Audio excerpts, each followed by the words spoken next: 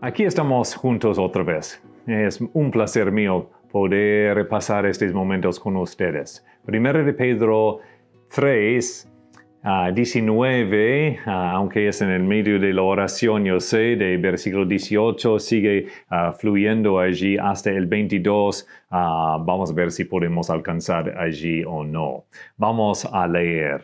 Y en espíritu fue y predicó a los espíritus encarcelados, los que en otro tiempo desobedecieron cuando una vez esperaba la paciencia de Dios en los días de Noé, mientras se preparaba el arca, en la cual pocas personas, es decir, 8, fueron salvadas por agua. El bautismo que corresponde a esto ahora nos salva, no quitando las inmundicias del cuerpo, sino como la aspiración de una buena conciencia hacia Dios mediante la resurrección de Jesucristo, quien, habiendo subido al cielo, está a la diestra de Dios, y a Él están sujetos ángeles, autoridades y poderes. Padre, gracias por este pasaje tan lindo, tan emotivo, porque en ello vemos la victoria de Jesús y nos eleva a tus patios donde ustedes están allí sentados sobre tronos, la obra cumplida y Cristo exaltado. Enséñanos hoy, pedimos, en el nombre de Jesús. Y al llegar a las preguntas de estudio, el Señor dice a Pedro, Pedro, ¿me quieres? Sí, Señor, tú sabes que te quiero. Vamos a mostrarle por estudiar su palabra por estas preguntas.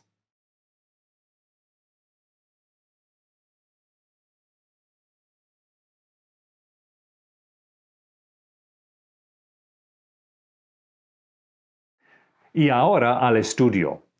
Principios para la vida cristiana.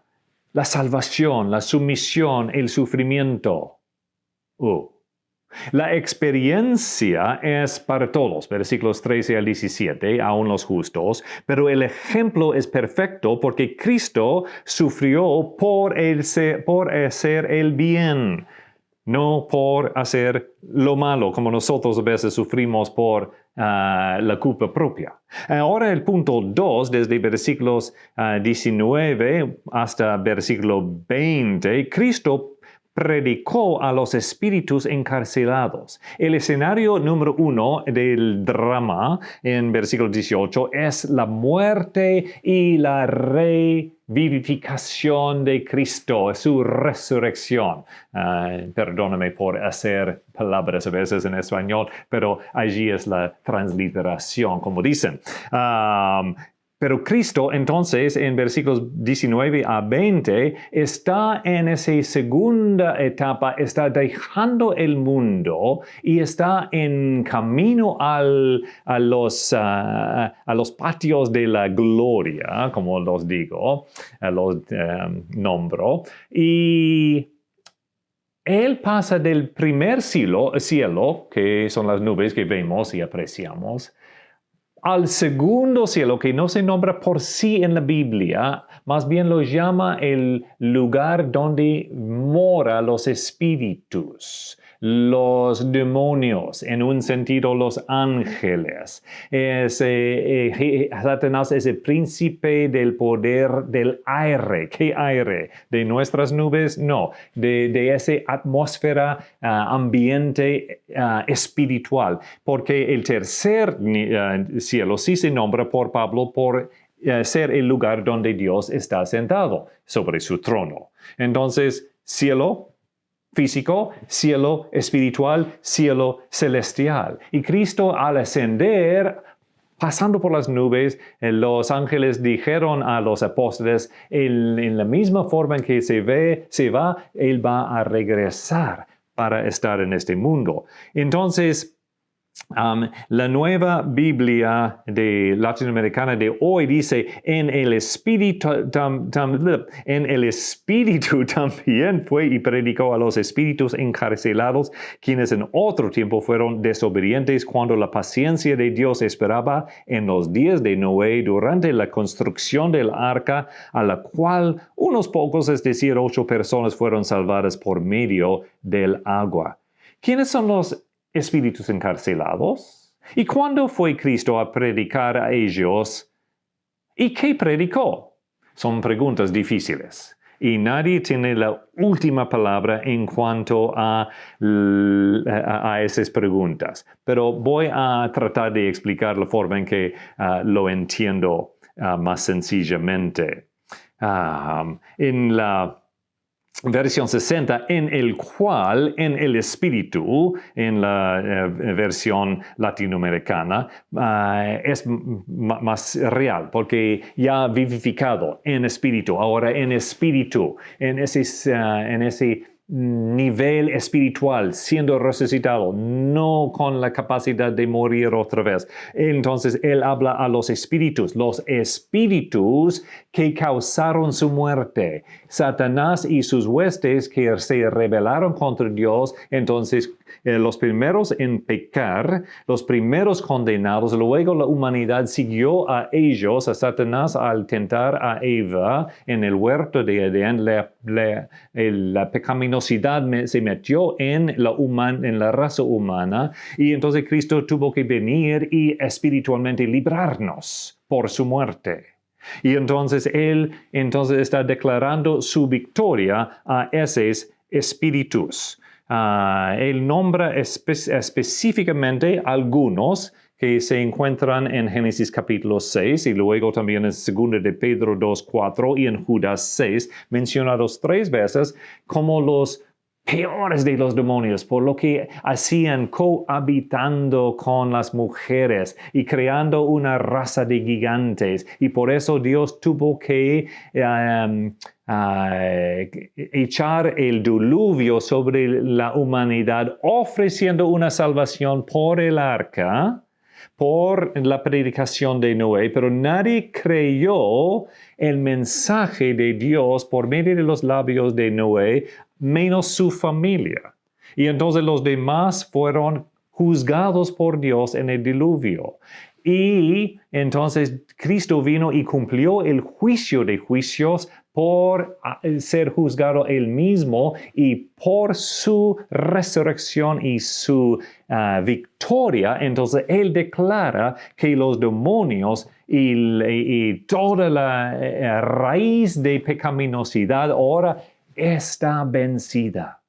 Y entonces él pasa a los cielos declarando eso en camino a su territorio celestial, al cielo, a la diestra de su Padre. Entonces, dice que Cristo fue y predicó a los espíritus encarcelados. Encarcelado en el sentido que ellos saben su fin. Posiblemente algunos de esa raza, esa etnia de demonios, por decir, que hicieron ese pecado especial en en Génesis 6. Entonces ellos son tratados un poco diferentes y no tienen libertad para mover e influenciarnos como los demás demonios aparentemente todavía tienen. Pero eso no quiere decir que Cristo solamente predicó a ellos. Ellos son como nombrados como un ejemplo de un grupo de los demonios. Entonces, lo que predicó no dice, solamente declara su victoria por ascender por su esfera, a su ambiente, por su cielo, por decir. El victorioso, el poderoso, pudo invadir a su cielo, a su territorio, y declarar: yo he vencido, y yo voy al Padre, y yo voy a regresar en el futuro. Y entonces su destino, el lago de fuego, es cierto. Si dijo todo eso o no, no está declarado, pero es lo que estaba diciendo. En versículo 20 dice que los espíritus cometieron la maldad terrible en otro tiempo. Pero aún en eso Dios muestra su paciencia para que todos lleguen a la salvación por medio de la fe. 120 años predicando Noé y nadie creyó.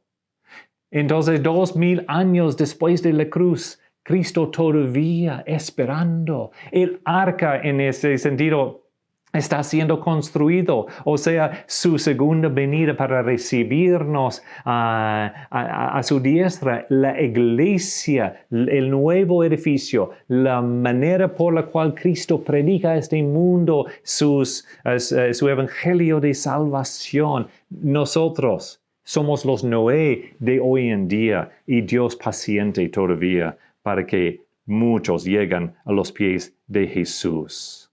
Vemos aquí que los lectores sufrientes de la epístola hubieran sido animados a recibir la carta y ser recordados que Cristo había sufrido antes por ellos y ya se había declarado en la victoria sobre los malvados y espíritus que causaron tanto sufrimiento espiritual.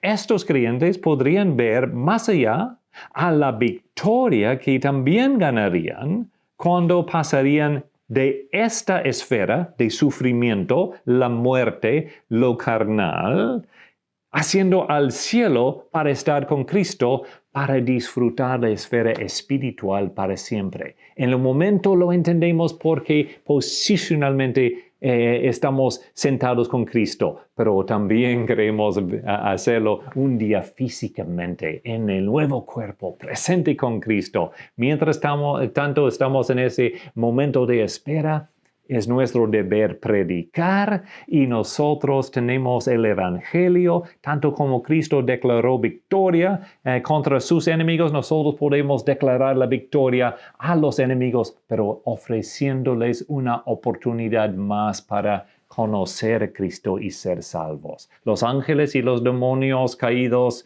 no. Pero a los seres humanos, tanto como en el día de Noé, sí, tenían oportunidad.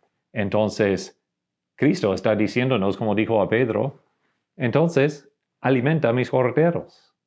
Y algunos corderos en tu ambiente todavía no conocen a Cristo. Entonces, tú puedes alimentarlos hoy con un WhatsApp, con una llamada, un texting con el Evangelio. Un dicho, un versículo, algo para alimentarlos con la verdad para que ellos tengan la opción de decidir para con Cristo y ser salvos. Padre, gracias.